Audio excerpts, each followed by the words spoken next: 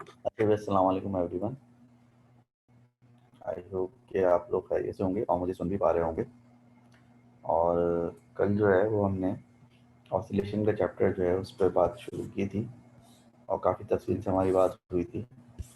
इसमें हमने जो है वो शुरू में डिस्कस ये किया था कि भाई ऑसिलेशन क्या होता है, ठीक है। ये हमने लेस पर से जो उससे पिछले से पिछली क्लास में डिस्कस किया था हमने कि भाई ऑसिलेशंस का मतलब क्या है। तो ऑसिलेशन का मतलब ये है भाई कि बेसिकली जो मोशन होती है, जो टाइप ऑफ मोशन होती हैं वो तीन होती हैं। कोई भी चीज़ मूव करती है तो या तो लीनियरली मूव करती है या रोटेशनली मूव करती है या फिर ऑसिलेटरी मूव करती है। तो लीनियर का मतलब है कि कोई ऑब्जेक्ट सीधा चलेगा सिरात मुस्तकीम पे। रोटेशनल का मतलब ये है कि ऑब्जेक्ट जो है वो गोल गोल घूमेगा। और ऑसिलेटरी का मतलब है कि ऑब्जेक्ट वाइब्रेट करेगा। अब ऑसिलेटरी मोशन जो है उसको हम डिफाइन करते हैं to and from motion about a point. अगर कोई ऑब्जेक्ट एक पॉइंट के इधर उधर जो है वाइब्रेट करे तो हम कहते हैं कि वो ऑसिलेट कर रहा है, उसकी ऑसिलेटरी मोशन है। ऑसिलेशन का मतलब क्या होता है? ऑसिलेशन का मतलब ये होता है कि ऑब्जेक्ट जो है वो एक दफ़ा पूरा मूव कर जाए, एक दफ़ा पूरा जो है वो ऑसिलेट कर जाए। एक कंप्लीट साइकिल ऑफ ऑसिलेशन जो है वो वन ऑसिलेशन कहलाता है। और अगर आप फर्ज करें कि ऑब्जेक्ट की ओरिजिनल पोजीशन ओ है और वो राइट पर मैक्सिमम ए तक जाता है और लेफ्ट पर मैक्सिमम वो बी तक जाता है, तो इस पूरे चक्कर में यानी कि ओ से लेकर अगर वो हर जगह से होकर ओ पे वापस आ जाए, या ए से वो चले और हर जगह से होकर ए पे वापस आ जाए, या बी से वो चले और हर जगह से होकर वो बी पे ही वापस आ जाए, तो ये एक कंप्लीट ऑसिलेशन कहलाता है। मैंने आपको बताया था कि क्या क्या पॉसिबल जो वेज हो सकती हैं एक ऑसिलेशन को कंप्लीट करने के। पीरियड ऑफ ऑसिलेशन या टाइम पीरियड का मतलब क्या होता है कि एक ऑसिलेशन को कंप्लीट करने में आपको कितना टाइम लग रहा है, ठीक है। फ्रीक्वेंसी ऑफ ऑसिलेशन का मतलब ये होता है कि पर यूनिट टाइम एक सेकंड में कितने ऑसिलेशन जो हैं वो कंप्लीट हो रहे हैं। पर यूनिट टाइम या एक सेकंड में कितने ऑसिलेशन जो हैं वो कंप्लीट हो रहे हैं। और जो वन अपॉन टाइम पीरियड है उसको हम फ्रीक्वेंसी कहते हैं और इसको हम जस्ट हर्ट्स में मेजर करते हैं। एंगुलर फ्रीक्वेंसी का मतलब ये होता है कि अगर आप नॉर्मल फ्रीक्वेंसी को 2 पाई से मल्टीप्लाई कर दें तो 2 पाई एफ जो है वो एंगुलर फ्रीक्वेंसी ओमेगा कहलाती है, या इसको 2 पाई अपॉन टाइम पीरियड भी कहते हैं। डिस्प्लेसमेंट का मतलब क्या है? डिस्प्लेसमेंट का मतलब ये है कि अगर कोई भी वाइब्रेटिंग ऑब्जेक्ट अपनी मेन पोजीशन से जितना राइट पर या जितना लेफ्ट पर होता है, जितना दूर होता है किसी भी मूवमेंट पे, वो उसका डिस्प्लेसमेंट कहलाता है। और जो मेन पोजीशन से उससे राइट पर जो होगा उसका डिस्प्लेसमेंट पॉजिटिव कहलाएगा, और मेन पोजीशन से लेफ्ट पे जो उसका डिस्प्लेसमेंट होगा वो नेगेटिव कहलाएगा। एम्पलीट्यूड का मतलब होता है कि मैक्सिमम कोई ऑब्जेक्ट कितना राइट पे जा सकता है और कितना लेफ्ट पे जा सकता है। और एम्पलीट्यूड प्लस माइनस नहीं होता, एम्पलीट्यूड स्केलर होता है। फिर हमने सिंपल हार्मोनिक मोशन को डिफाइन किया था। सिंपल हार्मोनिक मोशन का मतलब होता है कि एक ऐसी ऑसिलेटरी मोशन जिसमें एक्सीलरेशन और डिस्प्लेसमेंट आपस में डायरेक्टली प्रोपोर्शनल हो, लेकिन दोनों की डायरेक्शन एक दूसरे के ऑपोजिट हो। और दोनों एक दूसरे के ऑपोजिट होने का मतलब ये भी बनता है कि एक्सीलरेशन जो है वो मीन पोजीशन की तरफ हो, सेंटर की तरफ। फिर मैंने आपको सिंपल पेंडुलम की एग्जांपल के जरिए एक्सप्लेन किया था कि किस तरह से एक्सीलरेशन जो है डिस्प्लेसमेंट के डायरेक्टली प्रोपोर्शनल है और एक्सीलरेशन जो है वो डिस्प्लेसमेंट के ऑपोजिट है। फिर मैंने आपको एक सिंपल हार्मोनिक मोशन की जो है वो एग्जांपल भी करवाई थी। और मैंने आपसे कहा था कि किसी भी टाइप ऑफ मोशन में अगर आप ज़बरदस्ती कर कर आकर ये साबित कर दें कि ए प्रोपोर्शनल है माइनस एक्स के, अगर आप किसी तरह से ये साबित कर दें कि ए प्रोपोर्शनल है माइनस एक्स के, तो फिर इसको हम क्या कहते हैं? फिर इसको हम जो सिंपल हार्मोनिक मोशन कहते हैं। जब ए प्रोपोर्शनल होता है माइनस एक्स के तो उसका जो ग्राफ बनता है वो हमेशा एक स्ट्रेट लाइन बनता है, और ये स्ट्रेट लाइन जो है ओरिजिन से पास होती है। जब ए जो होता है प्रोपोर्शनल होता है माइनस एक्स के तो उसका ग्राफ स्ट्रेट लाइन बनती है, और ये स्ट्रेट लाइन जो है वो हमेशा पास होती है ओरिजिन से। ये स्ट्रेट लाइन हमेशा ओरिजिन से पास होती है, और इसका ग्रेडियंट नेगेटिव होता है। इसका ग्रेडियंट इसलिए नेगेटिव होता है कि जहाँ जहाँ ए पॉजिटिव होता है वहाँ वहाँ एक्स नेगेटिव होता है, और जहाँ जहाँ एक्स पॉजिटिव होता है वहाँ वहाँ ए नेगेटिव होता है। उसके बाद इसमें हमने इसको लिख दिया था कि किस तरह से पता चल रहा है कि ये डायरेक्टली प्रोपोर्शनल है, और भी कुछ बातें की थी। फिर मैंने आपको एक्सप्लेन किया था कि सिंपल हार्मोनिक मोशन के दौरान किस पॉइंट पर जो है क्या चीज़ ज़ीरो होती है, क्या चीज़ मैक्सिमम होती है, ठीक है। फिर हमने इससे रिलेटेड जो है वो ग्राफ बनाए थे, 5 तरह के ग्राफ बनाए थे। Displacement time, acceleration time, velocity time, और आपका जो है वो काइनेटिक एनर्जी टाइम और पोटेंशियल एनर्जी टाइम वगैरह वगैरह।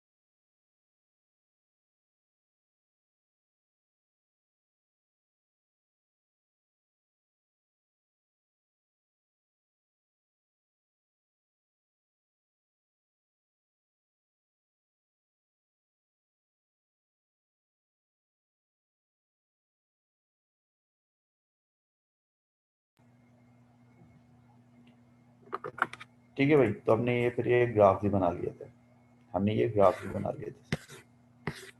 उसके बाद जो है फिर हमने जो है वो कुछ इंपॉर्टेंट फॉर्मूले लिखे थे related to simple harmonic motion, यानी कि वो फॉर्मूले जो कि सिंपल हार्मोनिक मोशन में जो है वो आपके काम आते हैं। ये फॉर्मूले जो कि सिंपल हार्मोनिक मोशन में आपके काम आते हैं, ये फॉर्मूले मैंने आपको कल लिखवाए थे। इसकी डेरिवेशन हमारे सिलेबस में नहीं है, हमें सिर्फ ये फॉर्मूले याद करने हैं। इसमें मैंने पहला फॉर्मूला बताया था कि ए बराबर होता है माइनस ओमेगा स्क्वायर एक्स के, ए बराबर होता है माइनस ओमेगा स्क्वायर एक्स के बराबर होता है।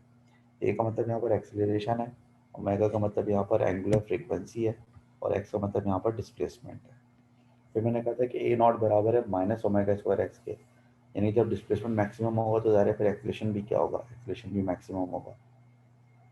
फिर मैंने कहा था कि वी बराबर है plus minus omega under root x not square minus x square के, यानी कि आप जो है यहाँ पर अगर वेलोसिटी निकालना चाहते हैं तो वेलोसिटी बराबर होगी plus minus omega under root x not square minus x square के। यहाँ पर एक्स नॉट का मतलब क्या है, यहाँ पर एक्स नॉट का मतलब एम्पलीट्यूड है, और एक्स का मतलब यहाँ पर डिस्प्लेसमेंट है, जबकि ओमेगा का मतलब वही एंगुलर फ्रीक्वेंसी है। और ये जो वेलोसिटी निकलेगी, वेलोसिटी उस वक्त निकलेगी जब आपका डिस्प्लेसमेंट एक्स होगा। ये जो वेलोसिटी निकलेगी उस वक्त निकलेगी जब आपका डिस्प्लेसमेंट क्या होगा, एक्स होगा, और एक्स नॉट जो होगा वो आपका एम्पलीट्यूड होगा। आपकी मैक्सिमम स्पीड कब होगी, जब एक्स की वैल्यू जीरो होगी, यानी जब आप मीन पोजीशन पर होंगे, जब आप सेंटर पे होंगे।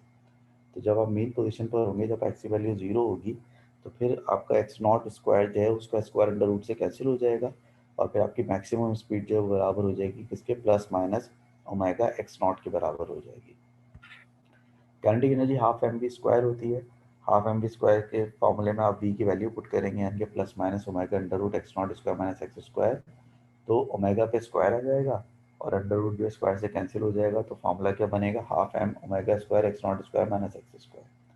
जब फिर आपकी मैक्सिमम काइनेटिक एनर्जी होगी वो उस वक्त होगी जब स्पीड मैक्सिमम होगी, और स्पीड आपकी मैक्सिमम होती है सेंटर में, सेंटर में जहाँ पे डिस्प्लेसमेंट जीरो होता है। तो आपकी मैक्सिमम काइनेटिक एनर्जी हो जाएगी half m omega square x not square. ठीक है, तो ये सूरत हाल थी, हमने लास्ट टाइम तक ये फॉर्मूले हमने डिस्कस कर लिए थे। अब ये है कि हम जो है चलते हैं और उसकी एक वर्कशीट सॉल्व करते हैं।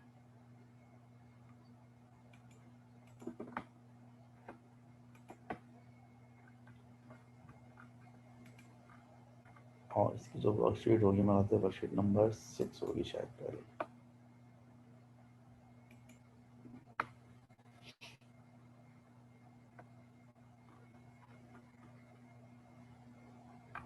नहीं, वर्कशीट नंबर 6 नहीं होगी, वर्कशीट नंबर 5 होगी पहले।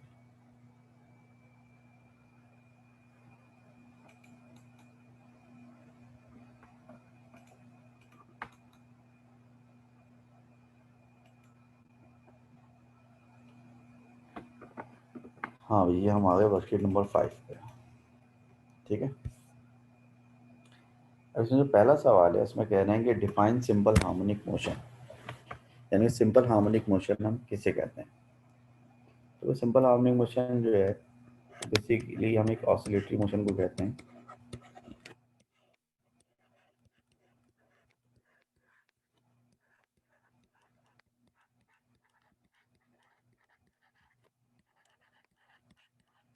is a type of oscillatory motion in which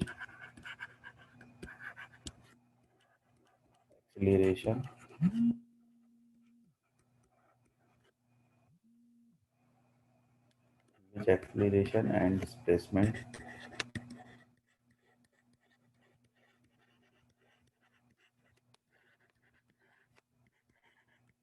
are directly proportional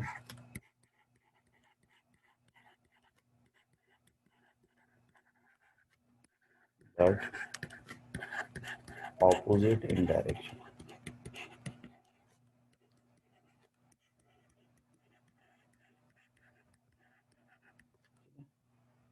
यानी कि एक ऐसी ऑसिलेटरी मोशन है जिसमें एक्सीलरेशन और डिस्प्लेसमेंट आपस में डायरेक्टली प्रोपोर्शनल है लेकिन एक दूसरे के ऑपोजिट है, यानी कि A is proportional to minus x. फिर ये कह रहा है पार्ट बी में, a tube sealed at one end has a total mass m and a uniform area of cross section capital A. The tube floats upright in a liquid of density rho with length L submerged as shown in figure 3.1a। एक tube है उसको आपने एक तरफ से बंद किया हुआ है, उसको टोटल मास m है, उसका uniform area of cross sectional area a है, और वो एक लिक्विड के अंदर फ्लोट कर रही है, उस लिक्विड की डेंसिटी rho है. The tube is displaced vertically and then released. The tube oscillates vertically in that liquid. आपने ट्यूब को थोड़ा सा नीचे दबाया, छोड़ दिया, तो क्या होगा, ट्यूब ऊपर नीचे होने लगेगी, यानी कि वाइब्रेट करने लगेगी. At one time, हेलो हमसे, मैं अभी क्लास में हूँ, तो मुझे मैसेज कर दो जो भी काम है, ठीक है. तो at one time the displacement is x as shown in figure 3.1b. यानी कि एक पर्टिकुलर टाइम पे उसका डिस्प्लेसमेंट कितना था, x था. Theory shows that the acceleration a of the tube is given by the expression a is equals to minus a rho g upon m into x. Theory कहती है कि इसका expression जो है वो इस फॉर्मूले से आएगा. तो पूछ रहा है कि explain how it can B deduced from the expression that the tube is moving with simple harmonic motion. तो इस फॉर्मूले से कैसे साबित हो सकता है कि सिंपल हार्मोनिक मोशन में ट्यूब है. ठीक है, इस फॉर्मूले में एक्सप्रेशन बराबर है ए रो जी अपॉन एम इंटू एक्स के. ए का मतलब एक्सलेशन है, एक्स का मतलब डिस्प्लेसमेंट है, ए का मतलब है एरिया, रॉ का मतलब है डेंसिटी, जी का मतलब है 9.8 और एम का मतलब है मास. अब इस एक्सपेरिमेंट में ना तो एरिया चेंज होगा, ना डेंसिटी ऑफ लिक्विड चेंज होगी, ना जो वैल्यू ऑफ जी चेंज होगी, और ना ही मास ऑफ ट्यूब चेंज हो रहा है. तो ये सब क्या है, ये सब कांस्टेंट है, ये सब क्या है, कांस्टेंट है. तो since a rho g and m are all constants, ये सारे के सारे क्या हैं, ये सारे के सारे जो है कांस्टेंट्स हैं, आर ऑल कांस्टेंट्स. ठीक है, देयरफॉर, तो फिर इसका मतलब क्या हुआ, इसका मतलब ये हुआ कि जब आप किसी एक इक्वेशन में से कांस्टेंट को हटा देते हैं, तो फिर इक्वालिटी की जगह क्या आ जाता है, प्रोपोर्शनैलिटी. तो ये प्रोपोर्शन आ जाएगा किसके, माइनस एक्स के. ठीक है, और इसका मतलब क्या हुआ, इसका मतलब ये हुआ कि acceleration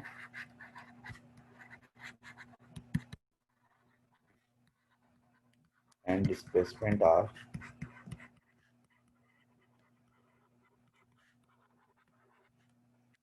proportional but opposite in direction,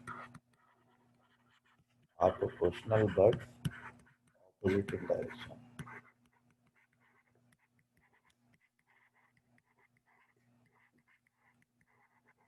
ठीक है, तो चूंकि इसमें ए रॉ जी और एम चारों चीज़ें कांस्टेंट हैं, जब आप कांस्टेंट को हटाते हैं तो इक्वालिटी की जगह प्रोपोर्शनैलिटी आ जाता है. तो इसका मतलब ये हुआ कि ए जो है वो प्रोपोर्शनल हुआ माइनस एक्स की, यानी कि एक्सेलरेशन और डिस्प्लेसमेंट जो है प्रोपोर्शनल है लेकिन ऑपोजिट है. तो कौन सी मोशन हुई, सिंपल हार्मोनिक मोशन हुई. उसके बाद ये कह रहे हैं the tube of area of cross section 4.5 centimetre square is floating in water of density 1.0 exponent 3 kilogram पर metre cube. Cross section area आपका जो है वो 4.5 सेंटीमीटर स्क्वायर है, और डेंसिटी ऑफ वाटर जो है 1.0 एक्सपोनेंट 3 किलोग्राम पर मीटर क्यूब है. तो कह रहे हैं कि calculate the mass of the tube that would give rise to oscillation of frequency 1.5 hertz.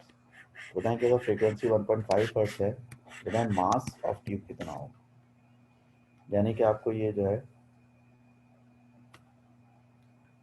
यानी कि आपको जो है एरिया ऑफ क्रॉस सेक्शन दे रहा है, और वो दे रहा है 4.5 सेंटीमीटर स्क्वायर. और इसको फॉल तौर पे मीटर स्क्वायर में चेंज करना होगा. ठीक है, इसको फॉल तौर पे मीटर स्क्वायर में चेंज करना होगा, तो हो जाएगा 4.5 सेंटीमीटर स्क्वायर को मीटर स्क्वायर में चेंज करने के लिए 10⁻⁴ से मल्टीप्लाई करते हैं. ठीक है, लेकिन सेंटीमीटर को मीटर में चेंज करने के लिए 100 से डिवाइड करते हैं. जब आप सेंटीमीटर स्क्वायर को जो है वो मीटर स्क्वायर में चेंज करेंगे, तो आपको उसको 100 से 2 दफ़ा डिवाइड करना पड़ेगा. अब 100 से 2 दफ़ा डिवाइड करने का मतलब ये है कि 10⁻⁴ से मल्टीप्लाई करेंगे आप इसको. एरिया ऑफ क्रॉस सेक्शन हो गया. इसका जो डेंसिटी है वो है 1.0 एक्सपोनेंट 3 किलोग्राम पर मीटर क्यूब. ये डेंसिटी हो गई. फिर आपको फ्रीक्वेंसी दी हुई है, और फ्रीक्वेंसी आपको दी है 1.5 हर्ट्ज. और आपसे कैलकुलेट क्या करवा रहा है, आपसे कैलकुलेट करवा रहा है मास. आपसे क्या बेटा, मास कैलकुलेट करो. फॉर्मूला जिसने आपको दिया हुआ वो ये दिया हुआ है कि एक्सप्रेशन बराबर है माइनस ए रो जी अपॉन एम इंटू एक्स के। इसमें से ए आपको पता है, रो आपको पता है, जी आपको पता है, एम मालूम करना है, लेकिन आपको ए नहीं पता और आपको एक्स नहीं पता, तो इस फॉर्मूले से तो यह मालूम नहीं हो सकता। अलबत्ता आप ये कर सकते हैं कि अगर आप general formula of simple harmonic motion लिखें, तो general formula of simple harmonic motion क्या है कि ए बराबर होता है माइनस ओमेगा स्क्वायर एक्स के। अब चूंकि दोनों सिंपल हार्मोनिक मोशन है, तो दोनों की इक्वेशंस को हम कंपेयर कर सकते हैं, ठीक है। तो दोनों सिंपल हार्मोनिक मोशन है, तो हम दोनों इक्वेशन को कंपेयर कर सकते हैं। जब हम दोनों इक्वेशन को कंपेयर करेंगे तो ए से कंपेयर हो गया, माइनस माइनस से कंपेयर हो गया और एक्स एक्स से कंपेयर हो गया। तो ओमेगा स्क्वायर जो किसके बराबर होगा, ओमेगा स्क्वायर बराबर होगा ए रो जी अपॉन एम के बराबर होगा। और फिर एम को सब्जेक्ट बनाए तो किसके बराबर होगा, बराबर होगा ए रो जी अपॉन ओमेगा स्क्वायर के बराबर होगा। और ओमेगा खुद किसके बराबर होता है, ओमेगा बराबर होता है 2 पाई एफ के बराबर होता है। तो ओमेगा स्क्वायर किसके बराबर होगा, 4 पाई स्क्वायर एफ स्क्वायर, तो आएगा 4 पाई स्क्वायर एफ स्क्वायर। अब आपको ए भी पता है, आपको डेंसिटी पता है, आपको जी की वैल्यू 9.8 पता है, आपको फ्रीक्वेंसी 1.5 भी पता है। ये सारी वैल्यूज पुट करके बताएं आंसर क्या आ रहा है, जल्दी से फटाफट मास कैलकुलेट करके बताएं क्या आ रहा है कैलकुलेटर से, जल्दी से।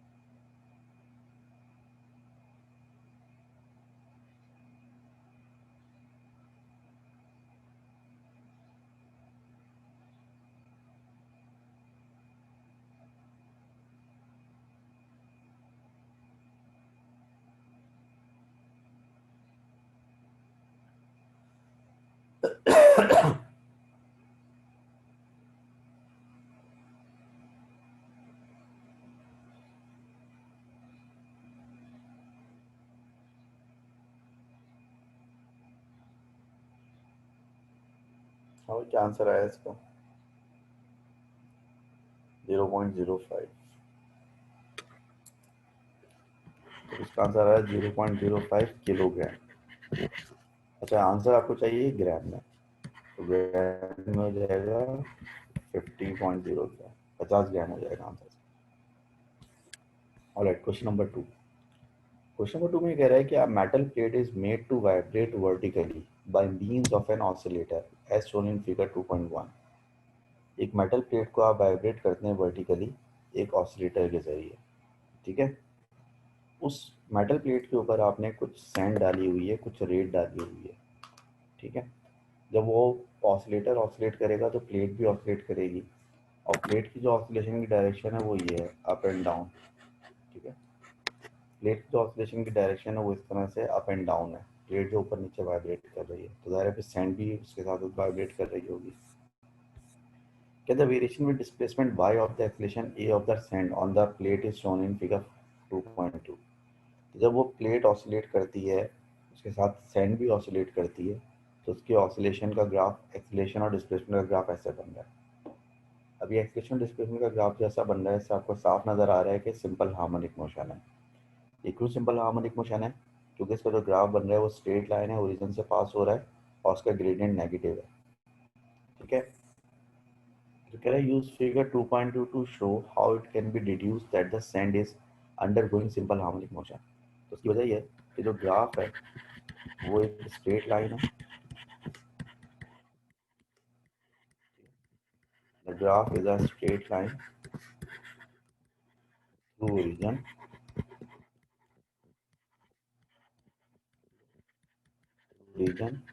And its gradient is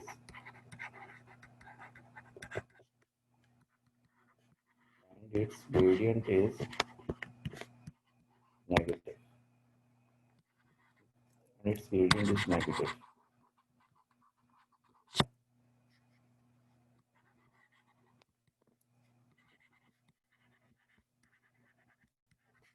which means a is proportional to minus x.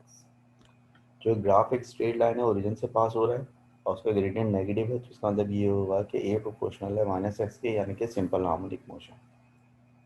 या यहाँ पर आप चाहें तो वाई लिखने को, उसने डिस्प्लेसमेंट को वाई से शो किया, ठीक है। And it is simple harmonic motion. कह रहे calculate the frequency of oscillation of the sine, frequency calculate करें इसकी। अब देखिए फ्रीक्वेंसी ऐसे कैलकुलेट करेंगे कि यहाँ पर आपको एक्सीलरेशन का और डिस्प्लेसमेंट का ग्राफ दिया हुआ है, ठीक है। अब आपका फॉर्मूला ये कहता है कि एक्सीलरेशन बराबर होता है माइनस ओमेगा स्क्वायर एक्स के, एक्स का मतलब यहाँ पर डिस्प्लेसमेंट है। अब आप इस ग्राफ पे किसी भी पॉइंट से एक एक्सीलरेशन की वैल्यू ले लें और एक डिस्प्लेसमेंट की वैल्यू ले लें। मिसाल के तौर पर एक्सीलरेशन की वैल्यू ले लेता हूँ, ये एक सही वाली वैल्यू नहीं यार, ये लेने चले आखिरी वाली वैल्यू ले लें। जो आखिरी वाली वैल्यू है ये कितनी है, 4.4, ये है 4.2, 4.4, 4.6, 4.8, तो ये 4.5 हो जाएगी एग्जैक्ट। तो एक्सप्रेशन आ रहा है आपका 4.5, कितना ये एक्सप्रेशन, एक्सप्रेशन आपका आ रहा है 4.5। और इस एक्सप्रेशन पे डिस्प्लेसमेंट कितना आ रहा है आपका, इस एक्सप्रेशन पे डिस्प्लेसमेंट ये आ रहा है आपका, डिस्प्लेसमेंट है -8, क्या है, मिलीमीटर। तो मिलीमीटर का मतलब हो जाएगा एक्सपोनेंट -3। तो आपका एक्सप्रेशन जो आ रहा है वो हमने लिया है ग्राफ से 4.5 is equal to minus omega square, और डिस्प्लेसमेंट आपका आ रहा है -8 मिलीमीटर, 8 एक्सपोनेंट -3 आ रहा है, ठीक है। अब माइनस से माइनस प्लस हो जाएगा, 4.5 डिवाइड बाय 8 एक्सपोनेंट -3 बराबर होगा ओमेगा स्क्वायर। ओमेगा स्क्वायर खुद बराबर होता है किसके, 4 पाई स्क्वायर एफ स्क्वायर, बराबर होगा किसके, 4.5 डिवाइड बाई 8 एक्सपोनेंट -3 के बराबर होगा। एफ जो है वो बराबर होगा 4.5 divide by 8 exponent -3 into 1/4 pi square plus square, ठीक है। तो 4.5 divide by 8 exponent -3 into 4 pi square, इसका अंडर रूट निकालें तो देखें फ्रीक्वेंसी क्या आती है आपकी। इसका अंडर कैलकुलेट करके बताना है मुझे क्या आंसर आ रहा है।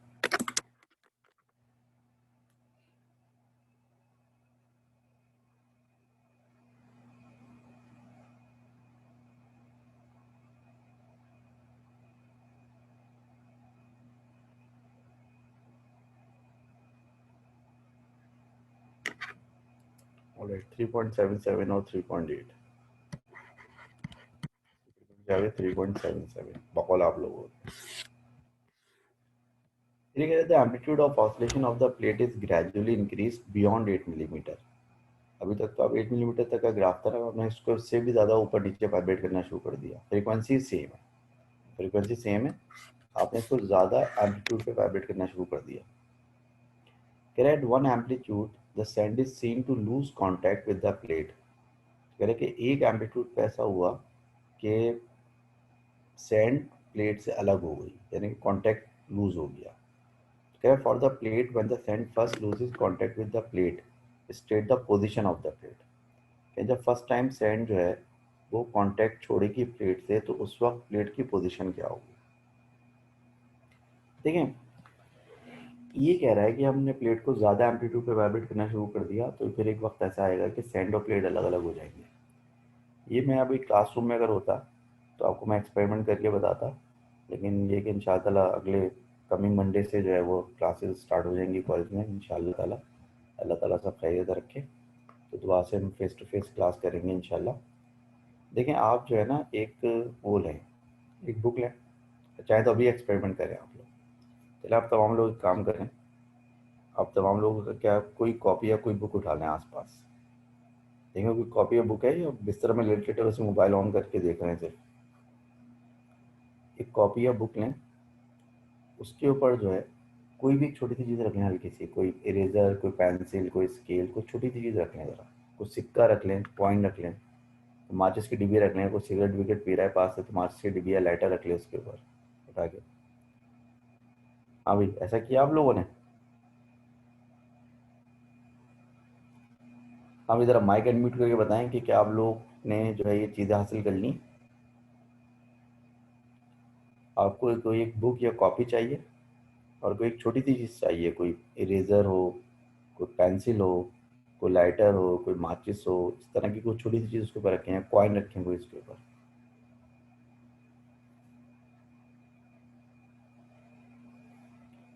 हाँ भाई, को मेरी बात सुन रही है? सब बिस्तर में पड़े हुए सो रहे हो अभी तक? जी सर, कर लिया, आगे बोले। सर कर लिया। ठीक है, और बाकी लोग? अनफा बेटा, तू किस पोजीशन में है इस वक्त? क्या मतलब ये कि वो कॉपी वॉपी पर है कोई तुम्हारे आसपास में, कोई बुक वुक है? अनफा, मेरी आवाज़ आ रही है?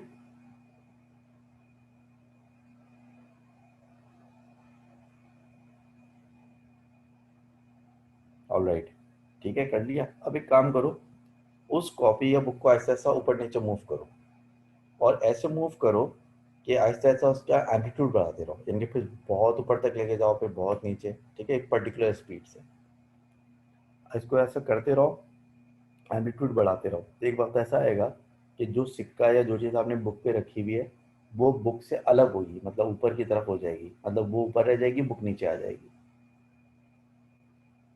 ऐसा हो रहा है भाई?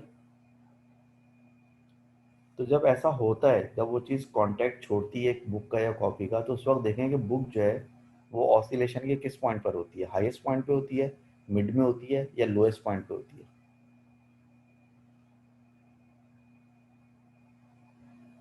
हाँ भाई हीरा, बताओ, जो कांटेक्ट जो लूज हो रहा है किस पॉइंट पे लूज हो रहा है? जब बुक हाईएस्ट पॉइंट पर है, जब बुक लोएस्ट पॉइंट पे है, जब बुक में? सर ये हवा में करना है, मतलब ये देखो हो बेटा, नहीं हमें रहा। सबके मार के करेगी बेटा, हवा में तो करना है, और कहाँ करना है? अपने सामने एक बुक पकड़ो और उसको ऊपर नीचे मूव करो, और आहिस्ता आहिस्ता उसका एम्पलीट्यूड बढ़ाते रहो, मतलब ज़्यादा ऊपर तक ले जाओ, ज़्यादा नीचे तक लेके जाओ। तुमने बुक के ऊपर क्या रखा हुआ है हीरा? बुक के ऊपर क्या रखा हुआ है? सर बॉबी पिन रखी है। क्या रखा हुआ है? बॉबी पिन, वो जो बालों में लगाते हैं। मतलब बीट तो ज़्यादा नहीं है उसका, लाइट है ना? लाइट है, यस सर। हाँ चलो सही है। अब बुक को जरा ऊपर नीचे मूव करो और उसका एम्पलीट्यूड बढ़ाते रहो, और देखो ये जो क्या पता नहीं वॉट एवर जो भी तुमने रखा है इसके ऊपर, उसका कॉन्टेक्ट कब लूज होता है बुक से, ये देखो। जी सर, हाईएस्ट पॉइंट पे। गुड, बिल्कुल सही। जब आप इसको ऊपर नीचे वाइब्रेट करेंगे तो हाईएस्ट पॉइंट पे कांटेक्ट लूज होगा। तो जो मैं जो एक्सप्लेन करना चाह रहा था वो आपने एक्सपीरियंस कर लिया उसको। अनफा ने एक्सपीरियंस नहीं किया, मुझे लग रहा है अनफा जो है वो लॉग इन करके सो जाता है, क्लास वास नहीं देता वो। तो बहरहाल ये कि इस तरह यहाँ पर भी ऐसे ही होगा। जब ये प्लेट ऊपर नीचे वाइब्रेट करेगी ना, जो प्लेट वाइब्रेट कर रही है, तो उसका सैंड से कांटेक्ट कब टूटेगा? जब ये प्लेट ऊपर जाएगी, ये प्लेट नीचे वाइब्रेट करेगी, तो जब प्लेट हाईएस्ट पोजीशन पर होगी तो यहाँ पर सैंड जो इससे अलग होगी। जैसे अभी अभी जैसे हीरा ने बताया कि हाईएस्ट पॉइंट पे बुक का और उसका जो पता नहीं कौन सी पिन रखी हुई थी उसका कांटेक्ट लूज हुआ है, तो यहाँ पर भी क्या होगा? एट हाईएस्ट पोजीशन, यानी कि जब बुक जो है वो या प्लेट जो हाईएस्ट पोजीशन पर होगी उस वक्त सैंड का कांटेक्ट जो है ब्रेक होगा बुक से। क्या उस वक्त बताओ एम्पलीट्यूड कितना होगा? Calculate the amplitude. देखिए पहले इस बात को समझें आप कि कांटेक्ट ब्रेक होगा किस वजह से, मैथमेटिकली कब ब्रेक होगा।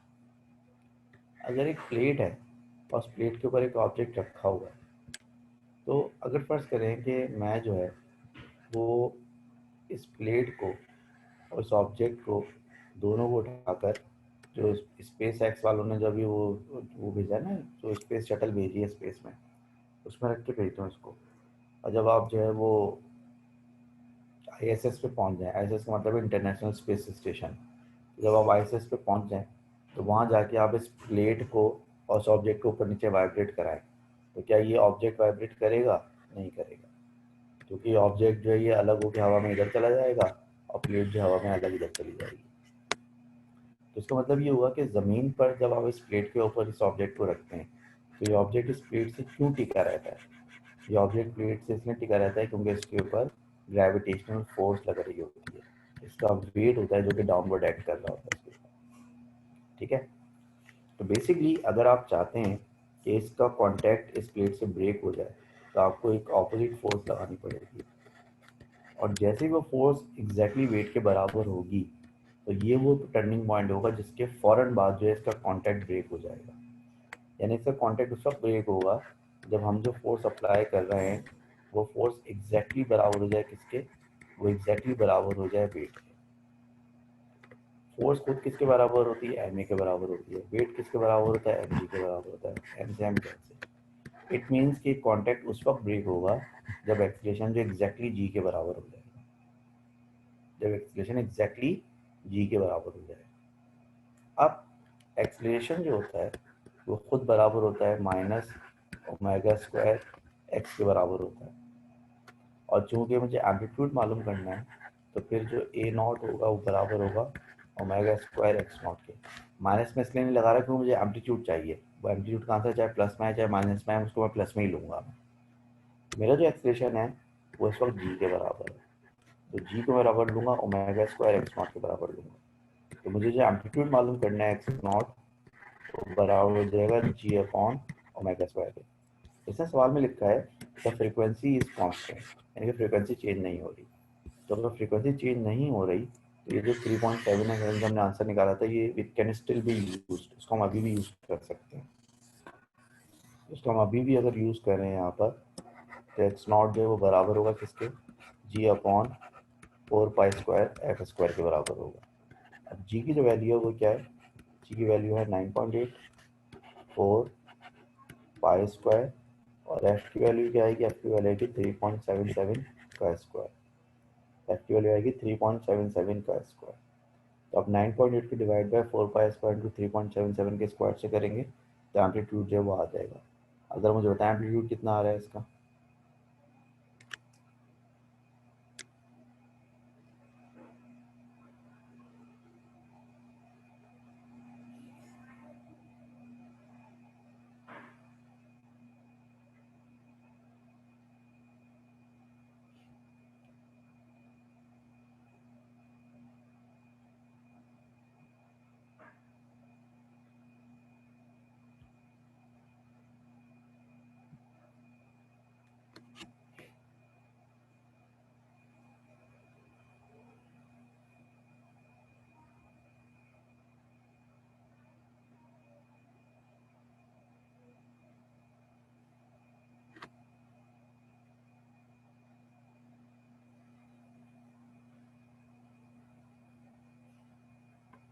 सेवनटीन आ रहा है इसका आंसर।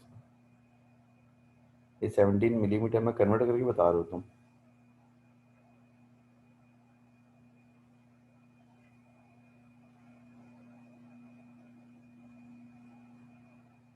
चने में 17 आ रहा होगा उसका answer.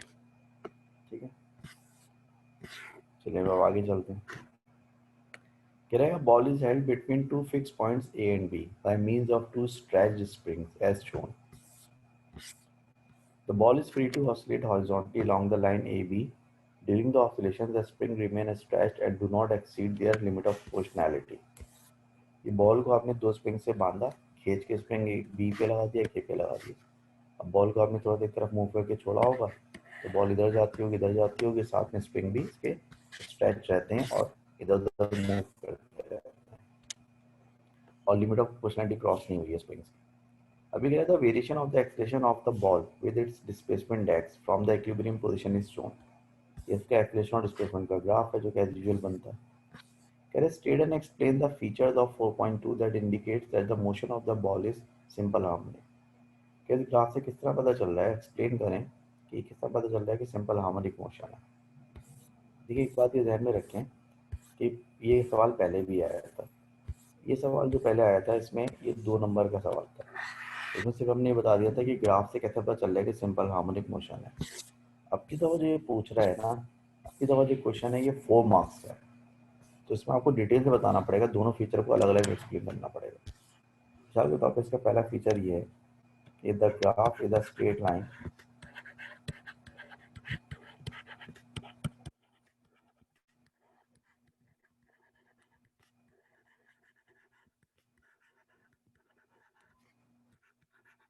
graph is a straight line through region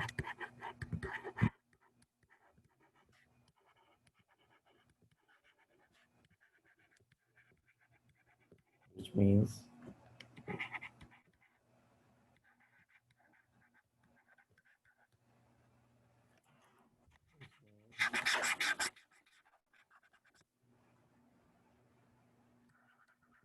acceleration and displacement are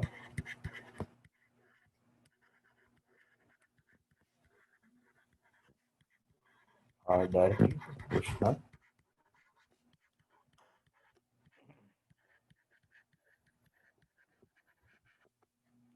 which means acceleration and displacement are directly proportional and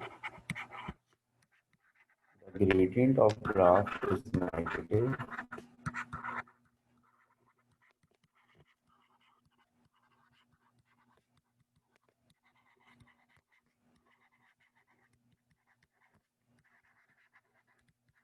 means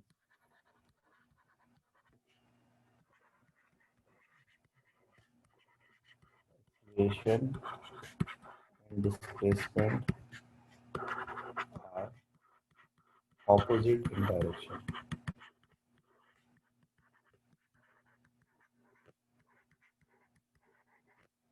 Are opposite in direction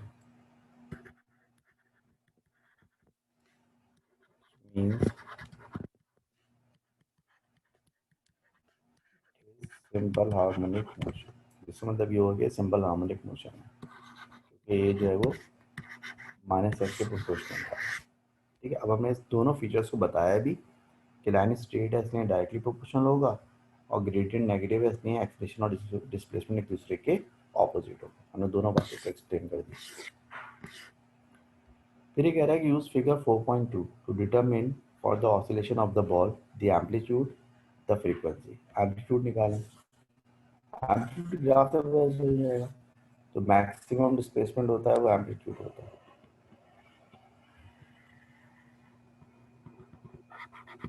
तो ये देखिए मैक्सिमम एम्पलीट्यूड है, ये मैक्सिमम डिस्प्लेसमेंट है, आपका एम्पलीट्यूड कितना है 2.1 2.2 2.3 2.4 2.5 2.6 2.7 2.8. सबका एम्पलीट्यूड जो है वो कितना हो गया. आपका एम्पलीट्यूड जो है वो 2.8 सेंटीमीटर होगी. इसको माइनस पे इसलिए लिखा है क्योंकि एम्पलीट्यूड तो प्लस में ही होता है ना. फ्रीक्वेंसी निकालनी है. फ्रीक्वेंसी के लिए आप वही फार्मूला यूज़ करेंगे a equals to minus omega square x. और इसमें जो है वो अगर आप कोई भी एक्सप्रेशन और डिस्प्लेसमेंट की वैल्यू ले लें, कोई भी एक यही ले लेते हैं जो अभी हमने निकाला है. एक्सप्रेशन कितना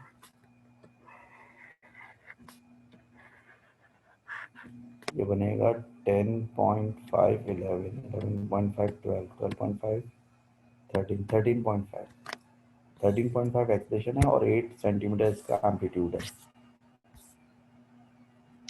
13.5 एक्सप्रेशन है और इसका एम्पलीट्यूड कितना रहा है 8 सेंटीमीटर. 8 सेंटीमीटर मतलब 8 exponent minus 2 minus 8 exponent minus 2. तो माइनस माइनस क्या हो जाएगा प्लस.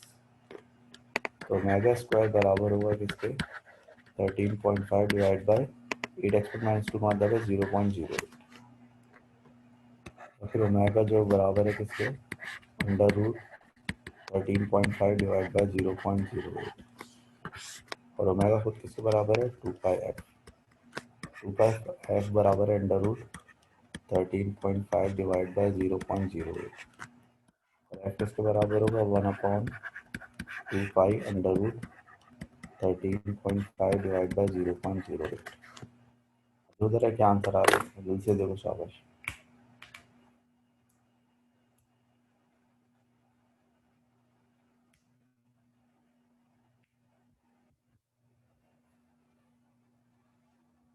आंसर बताओ जल्दी से यार क्या आ रहा है.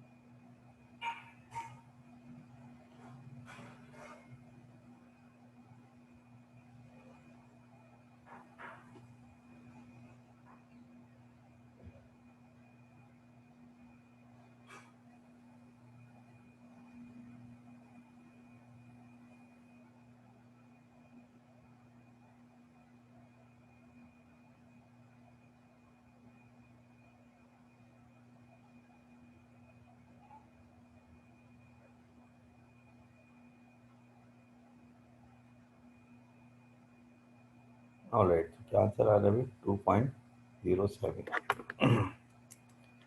फ्रीक्वेंसी हो जाएगी अभी 2.1 कर लें इसको, 2.07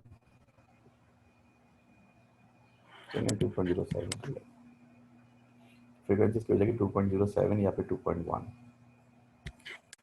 फिर ये कह रहा था arrangement in figure 4.1 is now rotated through 90 degrees so that the line AB is vertical. The ball now oscillates in a vertical plane. Suggest one reason why the oscillations may no longer be simple harmonic motion. देखिए पहले आपने spring इस तरह से horizontally stretch किए हुए थे, ये बॉल थी और मूव कर रही थी। चलिए इस एलिमेंट को मूव कर लेते हैं वर्टिकल ऐसे मूव कर लेते हैं। तब इसमें क्या नुकसान होगा? इसमें नुकसान होगा कि बॉल का वेट आ जाएगा यहाँ पे, तो बॉल के वेट की वजह से क्या होगा, ये ऊपर वाला स्प्रिंग ज़्यादा स्ट्रेच हो जाएगा और फिर बॉल उतनी वापस नहीं जा पाएगी जितना नीचे आएगी, क्योंकि ये नीचे वाला स्प्रिंग जितना कंप्रेस होगा उतना स्ट्रेच नहीं हो पाएगा। तो इस वजह से मोशन जो है फर्दर सिंपल हार्मोनिक मोशन नहीं रहेगी।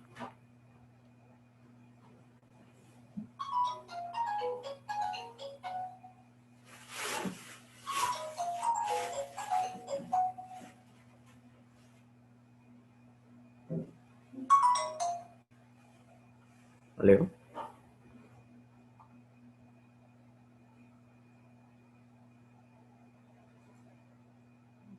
जी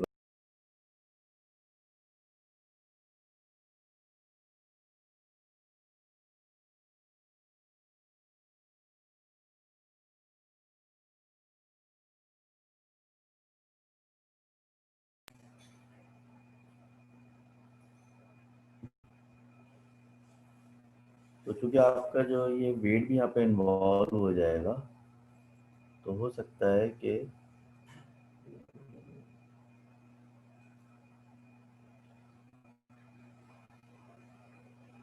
क्योंकि यहाँ पे वेट भी इन्वॉल्व हो जाएगा बॉल का, तो वो ऊपर वाले स्प्रिंग को स्ट्रेच कर देगा। तो अगर वो इस ऊपर वाले स्प्रिंग को स्ट्रेच कर देगा तो फिर जो सिंपल हार्मोनिक मोशन नहीं रहेगी और जो है वो ऑब्जेक्ट जो है तरह से ऊपर नीचे वाइब्रेट नहीं कर सकेगा। ठीक है, तो बस ये कि इसको बस यहीं तक रखते हैं आज। बाकी जो है मैं इसके आंसर लिख देता हूँ। Upper spring stretch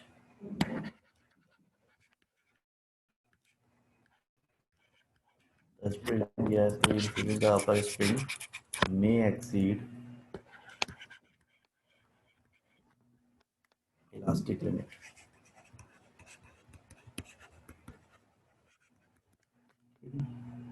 that is all about it.